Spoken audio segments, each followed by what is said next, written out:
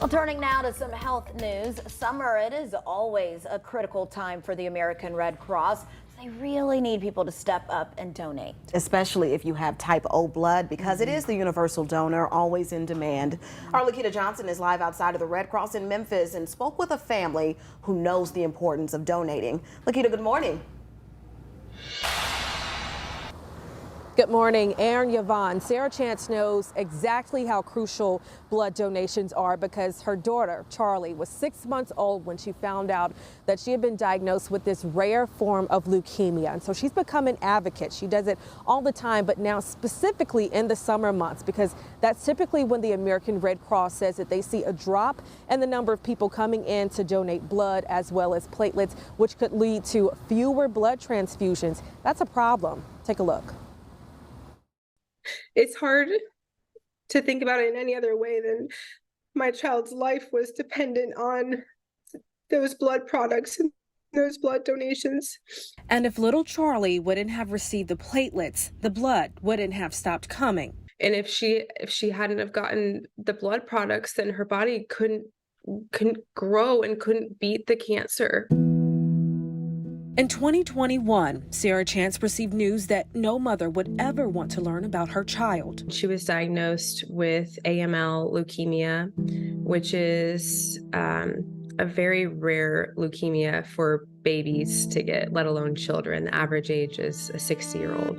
AML leukemia, or acute myelogenous leukemia, is a rare and aggressive cancer that affects your bone marrow and blood and usually gets worse quickly if not treated. We would later find out that she had a high-risk form of leukemia, so that meant that regular chemotherapy would not be the solution, and that would lead us to a stem cell transplant for her best chance of a cure. After going through multiple rounds of chemotherapy and a cell transplant, her donor ended up being her 2-year-old brother, Aiden, and doctors say it was a 1 in 4 chance in them matching, but there were still complications. As a side effect to chemotherapy, Charlie vomited blood. And on the 4th day of this happening, the nurse practitioner came in and said, "We unfortunately do not have any platelets to give her right now. There are 9 bags of platelets between the children's and the adults hospitals, and they are prioritizing the active trauma victims right now."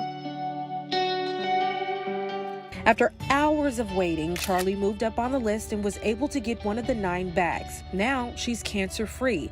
And Sarah is an advocate for the American Red Cross. 1 pint of blood can be used several ways to treat patients. So it may treat one patient with a full whole blood transfusion, or it may treat many, because we can actually even spin off that blood once you donate it to get small platelet donations.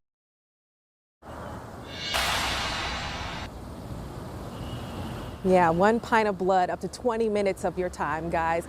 You never know when or if it could be you or a loved one. Now, if you're not sure if your blood is healthy enough to donate, all you have to do is visit one of these American Red Cross donation sites. You can come to the one here on Madison Avenue, and they'll test your blood right then and there and let you know if it's healthy enough to donate. And if it is, one cool thing, you can download the American Red Cross app and you can see where your blood is going and the lives it's touching. And just to put it all into perspective here, the American Red Cross says that they received 26,000 fewer blood donations in the month of May.